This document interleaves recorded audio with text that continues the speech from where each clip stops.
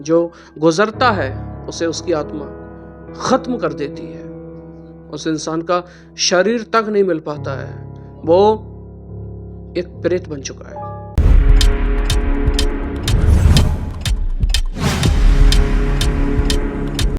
नमस्कार, मैं तरुण गोस्वामी आज हाजिर हूँ दो दोस्तों की कहानी को लेकर। तो चलिए शुरू करते हैं। इंदौर में दो पक्के दोस्त रहा करते थे। एक का नाम कुंदन और अनमोल। ये दोनों ज़िंदगी में एडवेंचरस थे, बहुत ज़्यादा एडवेंचर पसंद था। कुछ ना कुछ ये कुछ हरकतें करते थे उल्टी सीधी, चाहे कुछ बात कहें उल्टी सीधी, या चैलेंज करने, शर्त लगाएं, या कुछ खाने पीने की, दुनिया भर की चीज़ें। इनको हर एक चीज़ में आनंद आता था, कुछ नया करना चाहते थे ये। एक बार कुंदन इंदौर के पास के गांव में अपनी नानी के गांव में छुट्टी मनाने के लिए जाता है।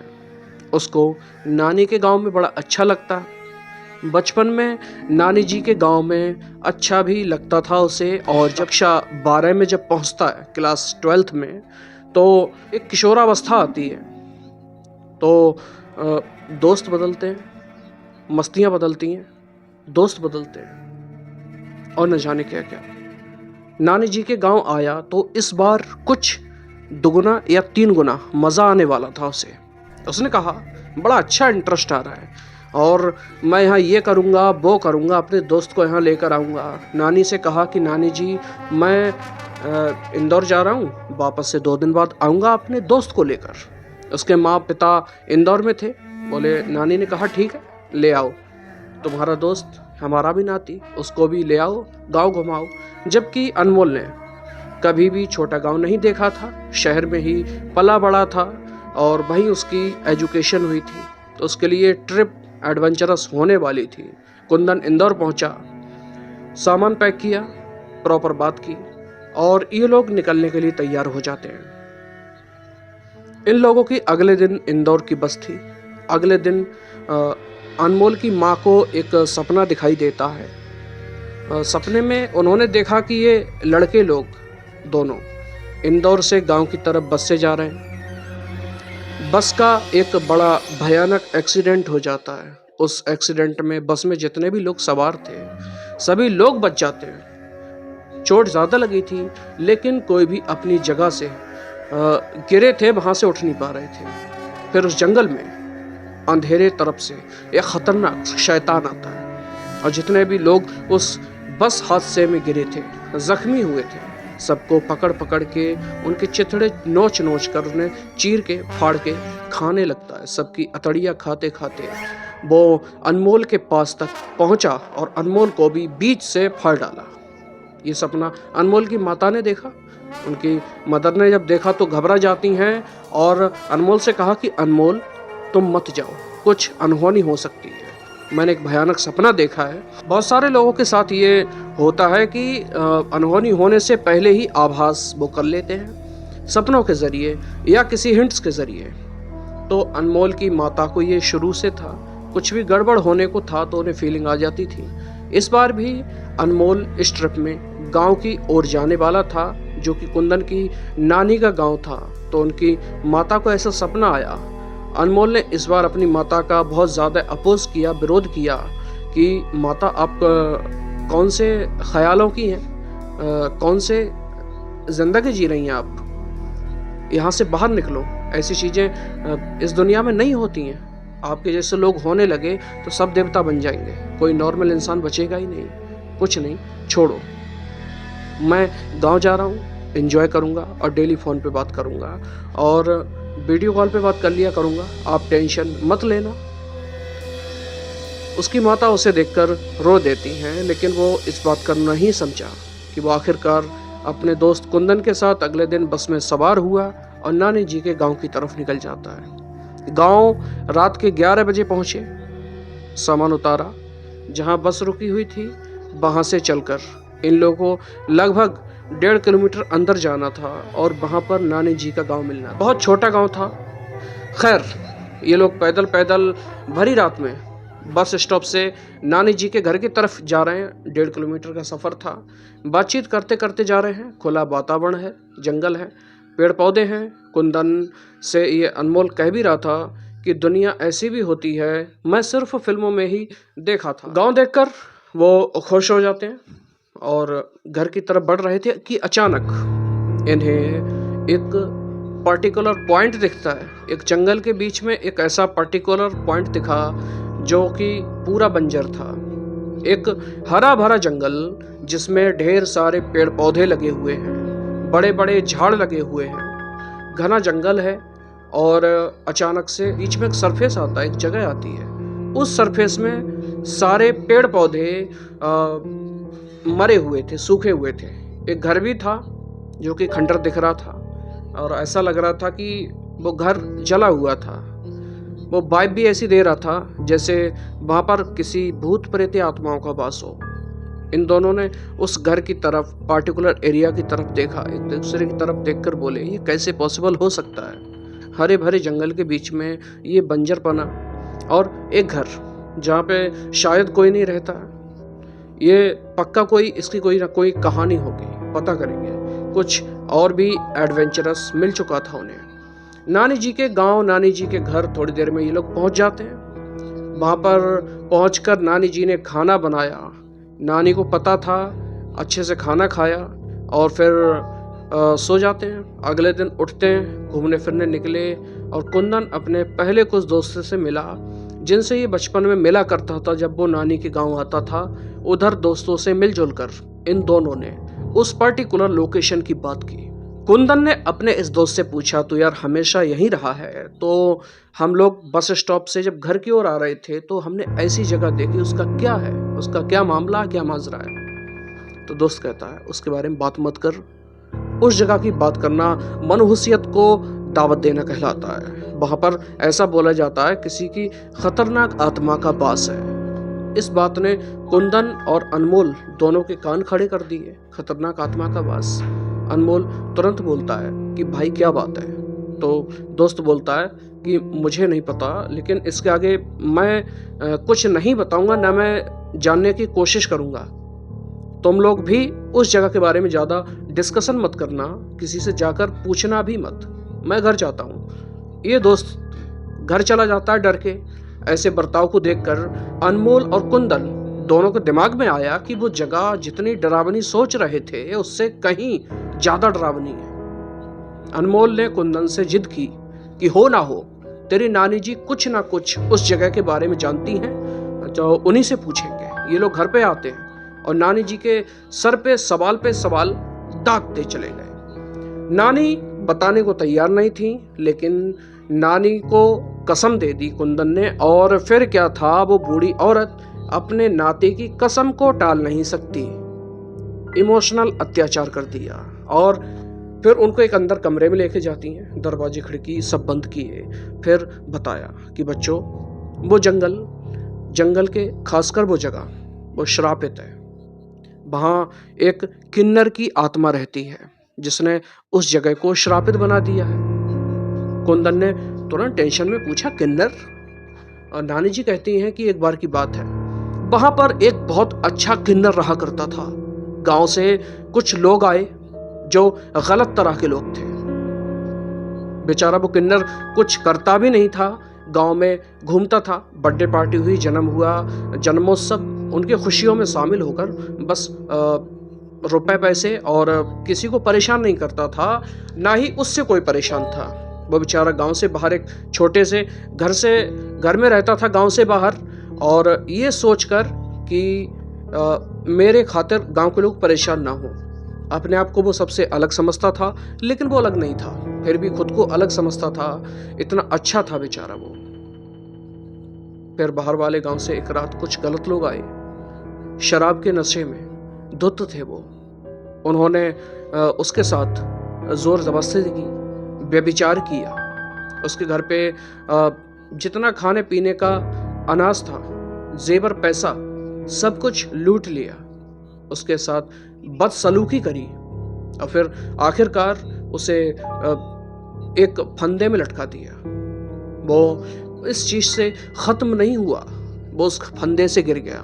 उसने जब अपनी स्थिति देखी, उसने अपने घर की कंडीशन देखी, तो खुद को संभाल नहीं पाया और खुद को ही, घर को उसने फायर में, आग में झोंक दिया और घर के अंदर बंद होके उसने खुद को ख़त्म कर लिया।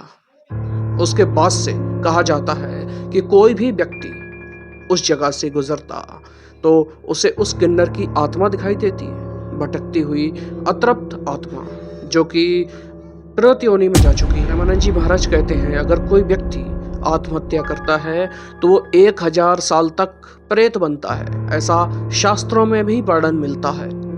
पूज्य गुरुदेव श्री राजन दास जी महाराज भी कहा करते हैं कि अगर कोई आत्महत्या करता है तो 1000 साल तक उसे प्रेत योनि प्राप्त होती है।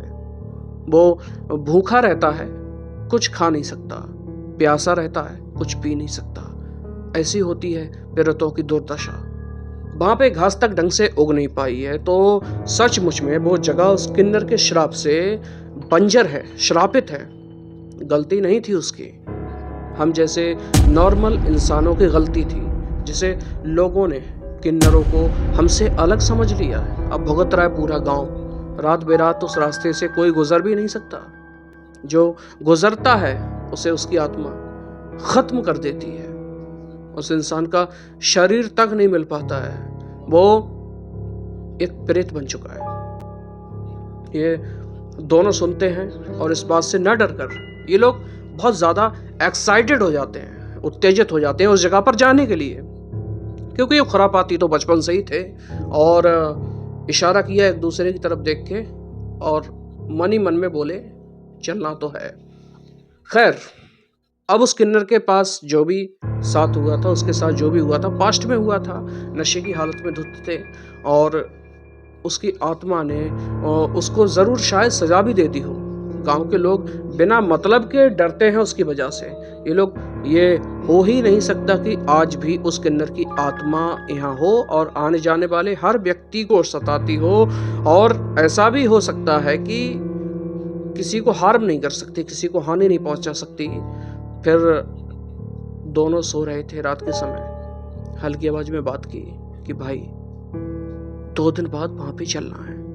नानी जी को बताएंगे नहीं कि हम लोग वहां पर जा रहे हैं। हम लोग नानी जी से बोलेंगे कि हम इंदौर जा रहे हैं। नानी जी को क्या मालूम, मोबाइल आता नहीं चलाना, अब वो घर पे पूछेंगी नहीं। नानी जी को बोलेंगे घर जा रहे हैं, रास्ते में रुक जाएंगे, टेंट लगाएंगे, अब पूरी रात काट के सुबह की बस पकड़ के इंदौर चले जाएंगे। दोनों इस मुद्दे पर कंप्लीटली रेडी हो जाते हैं और 2 रात बाद का इंतजार करने लगे। 2 रात बाद खाना वाना खाया, नानी का आशीर्वाद लिया, अब बोले अब इंदौर निकल रहे हैं और चल दिए पैदल पैदल। रात के 8 बज चुके थे। 8 बजे पहुंचते हैं, माहौल शांत था, बस की आवाज आ रही थी। इन लोगों ने वहां पर टेंट लगाया, फिर पिकनिक मनाने आए थे। इनके लिए शायद वो मजाक लग रहा था। वहां चूल्हा बना दिया, मैगी बनाया, चाय बना रहे हैं और आराम से खा पी रहे हैं। रखे हुए थे बैग में, इन लोगों ने काफ़ी इंतज़ाम कर रखा था, छोटी मोटी पार्टी भी कर ली। अब रात के 12:30 बज चुके थे, अभी तक कोई एहसास भी नहीं हो रहा था इन्हें। जो माहौल था ये अपने आप में इनको अजीब सा डर दे जा रहा था। अब रात के 12:30 बज चुके थे, एक अलग सा सन्नाटा, जोरों से चलने वाली हवाएं चीख चीख के शोर मचा रही थी कि किसी की भी हालत हवा टाइट हो जाए, ऐसी हवा की आवाज की वजह से। फिर ये लोग सोचते हैं कि एक दूसरे की बाजू में लेटते हैं और अलग अलग बातें एक्सचेंज करते हैं। ये पूरी रात जो काटनी है और अलग अलग अपने गांव की, बचपन की, बर्थ की, स्कूल की और न जाने तम कितनी बातें ये शेयर करते रहते हैं एक दूसरे से, मुश्किल से 1 घंटे तक।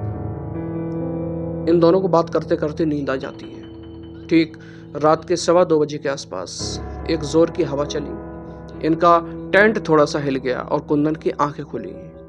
कुंदन ने जैसे ही आंखें खोली तो देखा कि टेंट थोड़ा ट्रांसपेरेंट टाइप का था।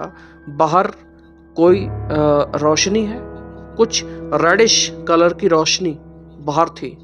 रोशनी से परछाई बन रही थी जो टेंट के ऊपर बनती हुई दिखाई दे रही थी। टेंट में क्लियर दिख रहा है और कोई औरत है जो कि टेंट के बाहर बैठी हुई है और हिल भी रही थी वो।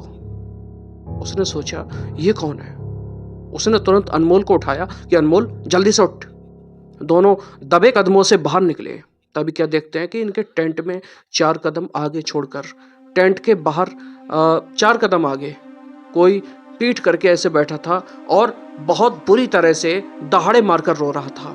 ये दोनों बड़े टेंशन में आ जाते हैं। ये जो इनको नहीं करना चाहिए था वो किया। उसके पास गए और उसके कंधे पर टच किया, और जैसे ही टच किया, जैसे ही वो पलटी तो क्या समझ में आया कि वो औरत के वेश में, औरत के कपड़ों में एक किन्नर है। जैसे कि आम किन्नर अपनी ड्रेसिंग करते हैं बिल्कुल हूबहू।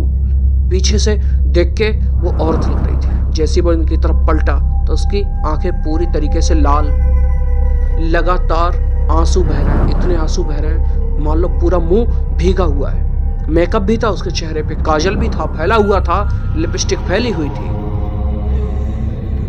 जैसे किसी ने नथनी उखाड़ दी हो। नाक का पूरा पोर्शन अलग हो चुका था, बड़ा भयानक दिख रहा था। उसके चेहरों को देखने से ही ये दोनों समझ गए कि हमारा सामना आखिर हुआ किससे है। ये एकदम से वहां ब्लैंक रह जाते हैं। किन्नर उठा और मैंने तुम लोगों का क्या बिगाड़ा था, क्यों मुझे परेशान करने के लिए आ गए? अच्छे खासे मैं अपनी जिंदगी जी रहा था, क्यों आए तुम यहाँ पर? ऐसा चिल्ला के जोर से इन लोगों के पैंट गीली कर दी और ये भागे, एक दूसरे का हाथ पकड़ के ऐसा भागे कि सीधे बस स्टॉप पर जाकर रुके। अब इनकी किस्मत इतनी अच्छी कि बस स्टॉप जहाँ से इंदौर की बस चल रही है थोड़ी बड़ी जगह होगी। जब इतने बड़े शहर को बस जा रही है तो वहाँ पे एक पान की टपरी खुली हुई थी। पान टपरी वाले ने देख लिया 2 कम उम्र के लड़के भागते भागते आ रहे हैं। उसने बोला भाई क्या हो गया, किसी ने लूट पाट लिया क्या तुम्हें? न बोले नहीं नहीं, उससे भी कुछ बड़ा भयानक हुआ है। ठेले वाले ने पूछा क्या हो गया बताओ फिर। इन लोगों ने पूरी बात उसको बताई और वो उसने भी सेम टू सेम स्टोरी इन्हें बताई और ये सीख दी कि तुम्हें अपनी नानी जी की बात समझ लेनी चाहिए थी। समझ लिए होते तो ये खतरनाक भूतिया एक्सपीरियंस तुमको नहीं हुआ होता, क्योंकि इसमें तुम्हारी जान भी जा सकती थी। उस दिन के बाद इन दोनों ने कसम खाई कि नहीं, आज के बाद कभी कोई एडवेंचर नहीं करेंगे और कभी छेड़खानी नहीं करेंगे। तो खैर, एडवेंचरस ज़िंदगी में करने चाहिए, अच्छी बात है, लेकिन इतने भी भयावह नहीं होने चाहिए कि आप अपनी ज़िंदगी तक को ख़तरे में डाल लें, क्योंकि इंसान का जीवन बड़ी मुश्किल से मिलता है। न जाने कितने हजार साल के जन्म के बाद इंसान का जन्म मिलता है और उसे भी व्यर्थ में गंवा दिया तो कोई फ़ायदा होने वाला है नहीं। इसलिए सभी से रिक्वेस्ट है कि भगवान का नाम जप करें और सुनते रहिएगा सत्या स्टोरी विद तरुण। तब तक के लिए नमस्कार, मिलते हैं अगली कहानी।